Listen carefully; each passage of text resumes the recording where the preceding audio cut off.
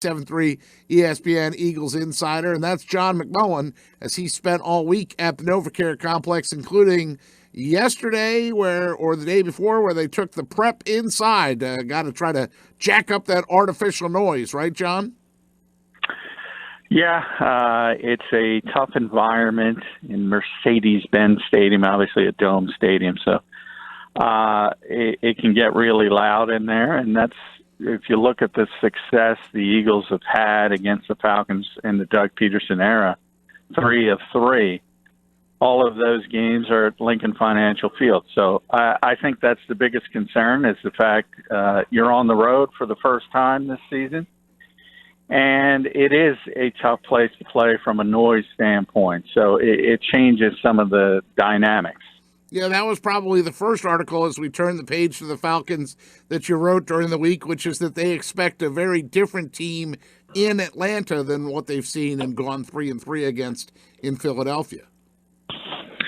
Yeah, and that's, part of that, Pete, is just the NFL in general. It's really difficult to win on the road. It's even more difficult to win in Philadelphia against a good team, and we all know the advantage the fans provide for the Eagles at Lincoln Financial Field. So you kind of take that on the road, and you only have to look at, the one stat I saw last week that even surprised me a little bit was that the Eagles are the top defense in the NFL since 2016. So since Doug Peterson and Jim Schwartz got here, defensively while playing at home.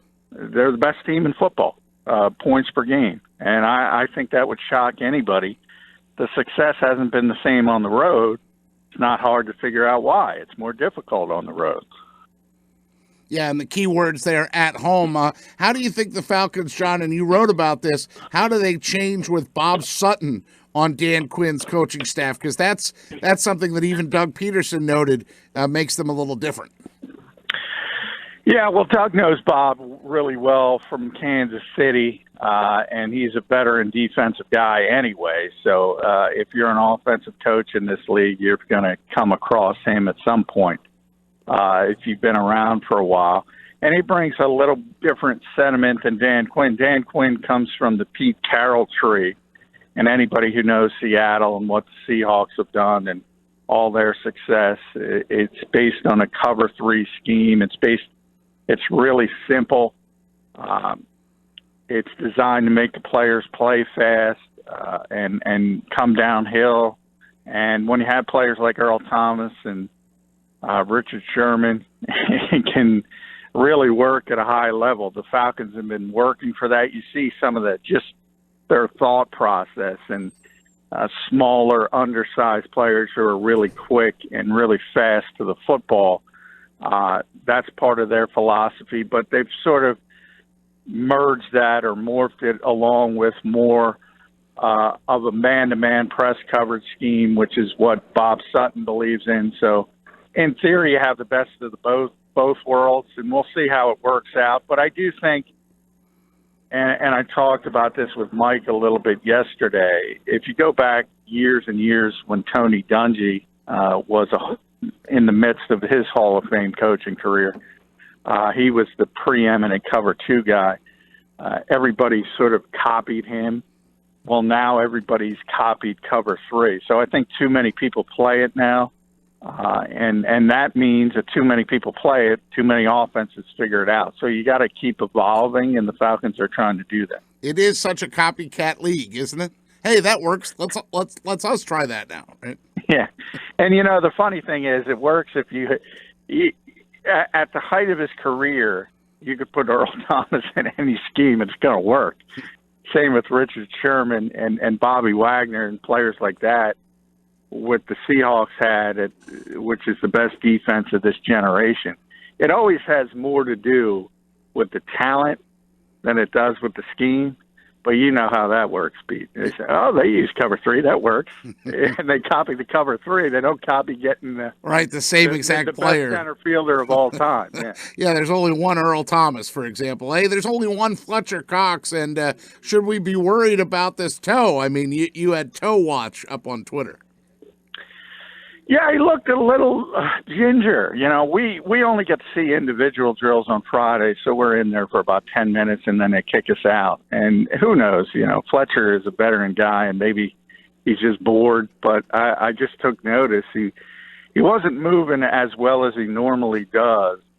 And he's been on the injury report with that toe, and Doug talked about it. It's related to the foot surgery he had in the off season. He didn't do anything in the summer. He didn't practice, remember, until that last week leading up to the home opener. So his workload was scaled back in week one. I think he played 66% of the snaps. He usually plays 80. That's not a huge difference, but it is a significant difference, and I don't think he's 100% yet. And I don't think that should surprise anybody because he didn't do anything in the summer. Do you read any progress into Camus Grugier-Hill? Is he getting any closer to returning to the football field? Yeah, he's getting closer. This is the first time he's worked on a side field during practice this week. So it was always going to be a multiple week injury. We're at week 2. I would say 4 weeks, maybe. So maybe week 4 he's able to come back. If not week 4, week 5. I think that's still the timetable, and it could have been much worse. So I think the Eagles are trying to fight through it. He's their second best linebacker, and you saw how they played against the Redskins with a lot of big nickel because they don't necessarily trust their backup linebackers as much. And I think that will continue until Camus gets back. John McMullen's with us, our 97.3 ESPN Eagles insider. Eagles and Falcons tomorrow night, Sunday Night Football. Remember, you can hear the game right here on 97.3 ESPN. Boy, is there anybody happier right now than Spence, right? I mean, Akeem Spence goes from the outhouse to the penthouse, right? Yeah. Well, he didn't get paid for week 1, so that's but like I said, that could be a trade you'd take. The Dolphins are a sinking ship. It seems like everybody wants out of there.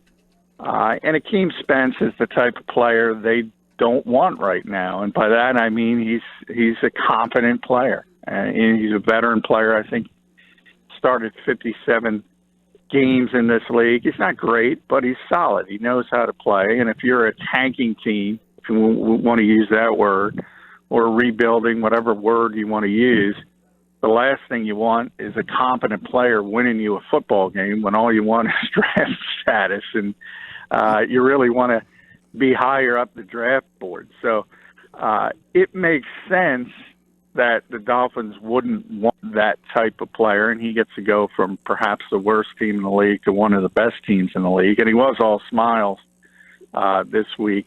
This will really be the first successful team he's been on because he got drafted in Tampa Bay. They haven't been good. He spent a year in Detroit. They weren't that good. Spent a year in Miami. They weren't that good. So this is by far the best team he's been on. So he's pretty excited about it, and understandably why. Yeah, and you stood in front of him not once but twice this week, so you've seen him a couple times, right? Yeah, I got a one-on-one with him yesterday. And obviously, you know, the scrum around people in Philadelphia when they first get here. It's kind of amazing. They seem overwhelmed because typically – if you're the 4th defensive tackle on Miami, nobody's talking to you. I remember when Nate Herbig made this team as an undrafted rookie at the cutdown, there's 20 reporters around his locker. He must have been stunned. That's just Philadelphian football. Yeah, no doubt. The attention the players get and the media attention for sure. You know, when you come from another organization, although you know that's positive and negative. I guess anything else on the defensive side standing out to you before we flip over to offense? Just that Jim Schwartz was really disappointed with the coverage last week against Washington. There needs to be significant improvement, and obviously this is a week it's got to happen because last week you couldn't cover Terry McLaurin and Trey Quinn. Now you're going up against Julio Jones. Yeah, right. Mohamed Sanu and Calvin Ridley. So that's a big uptick in the opposition from a receiving standpoint. Like I said, I mean, hey, Terry McLaurin looks like a nice rookie, and he's certainly fast. But you're talking about a third-round pick against one of the greatest receivers who's ever lived, to be honest, in Julio Jones. I mean, they've been able to kind of contain him, but do you fear that because this game's in Atlanta that he is one of those breakout, go-off Julio games? Well, he's had a lot of big games against the Eagles. They've been able to keep him out of the end zone. But I think a lot of it, that's one of the themes in Atlanta. It's weird because he's the biggest guy, he's the strongest guy. He's got great hands. The first word that comes out of anyone's mouth when you ask them about Julio Jones is freak from a physical standpoint. And they have never been able to get him the football consistently in the red zone, even when they're going to the Super Bowl. It's weird. So that's sort of their issue, and they haven't been able to figure it out. But I will say, like most teams, you build your team in the mold of what you want to be at home. And they are in the dome. They have a fast track. They have all the noise. So that's what they're built for. That's what their offense is built for. And that makes it more difficult. John McMullen, our 97.3 ESPN Eagles insider, with us here on the Pete Thompson Show on 97.3 ESPN. So on the offensive side of the ball, in your Friday factoids, you write about Doug saying, hey, we might go with a little 21 personnel. What is 21 personnel, John? Well, that's two running backs, which you rarely see on the field in the NFL these days. Everybody plays 11 personnel or 12, which is 11 is 3 receivers, 12 is 2 tight ends. And that's generally you go back and forth, and that's typically what the Eagles do. They broke out 21 a couple of times against the Redskins, and it was just interesting. Donnell Pumphrey's rookie season, when the Eagles were really, really excited about him before the pads came on. The entire spring was basically spent in 21 with him and Darren Sproles on the field. And it looked tremendous in shirts and shorts because it's one of those things defenses rarely see. They don't know how to deal with it. They called it 21P at the time, which stood for pony, because you have two undersized guys in Sproles and Pumphrey. Now it was Sproles and Miles Sanders for the most part. And it's just a different look to get Darren out as a receiver and maybe create some kind of mismatch. And that's what all offenses are trying to do. No matter what the personnel grouping, the goal is to create a mismatch somewhere on the field. And they think they can do that at times in that formation. Another thing that you uncovered during the week, which I thought was interesting to read, was about the QB sneak and how the Eagles, when do they call that? When do they draw that up? And their success rate at it. I thought you really peeled a few layers back off the onion there to try and figure out why they've been successful at it. Yeah, I mean, it's been basically on 3rd and 4th and 1. They've failed twice in the Carson Wentz era, but if you look at the context of that, once was in his rookie season and once was last season when they didn't use it. And they didn't use it as much because of the concerns around Carson from a health standpoint. Mm-hmm. First, he wasn't completely healthy coming off the knee, and then the back injury came pretty quickly. So they took it out of the offense for the most part. And that was a bigger deal than people kind of realize, because if you take out those two outliers, they're 16 for 16 using the quarterback sneak on 3rd and 1 and 4th and 1. They were 13 of 13 in the Super Bowl season before he got hurt, 3 of 3 against the Redskins. And we always talk about analytics, and people tell you, well, you got to go for it on 4th and 1. What they don't put in is say what I just said. If you have Carson Wentz and you're 16 for 16 behind one of the best offensive lines in football, well, that's put into the numbers. But if you're Dan Quinn, you have Matt Ryan, who's not as good at it, you're not as comfortable running that play. So the Eagles sort of meld the two together. and understand the analytics tell them to go for it. That's why they went for it. 4th and 1 at their own 34. But also the fact that they have Carson Wentz and he's so successful at it, that makes it easy for them. If you have a different quarterback behind a different offensive line, you're not going 16 for 16. Spending some time talking Eagles and Falcons with John McMullen. So last week, the storyline coming out of the Redskins game was that Deshaun Jackson can still hit it to that second level. In fact, I had to laugh in the bottom of the Marcus Green article, and of course you had to talk to Marcus Green, find out what dirt he knew about Atlanta and what did he share with the coaches. That was a great piece you have on our website at 973ESPN.com. But his observations of Deshaun Jackson, he was like, man, that guy 32, he still has it. What do you think, if you had your Nostradamus hat on, right, you were predicting, what do you think the offensive storyline will be coming out of this game, John? Well, I just mentioned cover 3, and that's designed to limit players really like Deshaun Jackson who like to go over the top. Your whole philosophy is to keep everybody in front, rally up, make the tackle, and if they do drive the football, you want to make them go on those long, meticulous drives, and what that does from a defensive standpoint, it creates more opportunities to generate mistakes from the offense. That's the whole philosophy. So I think they're going to be very wary of Deshaun over the top, especially after week 1. And that's just typically their philosophy. So I think they're going to amp it up.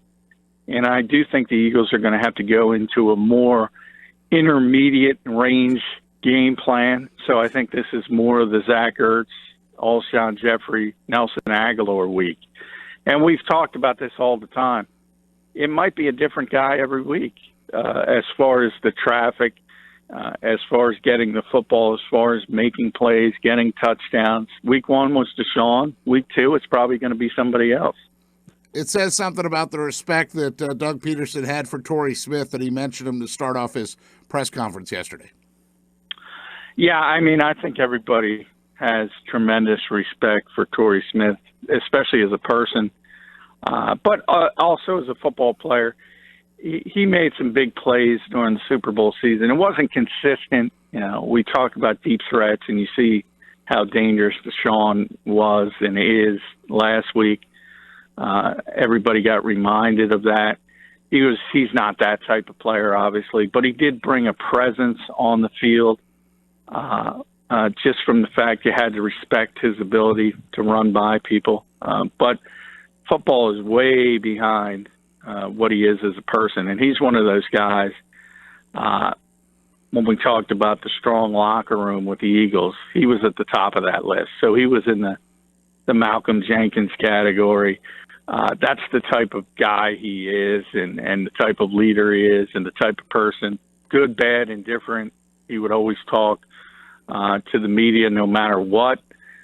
He would answer any question honestly.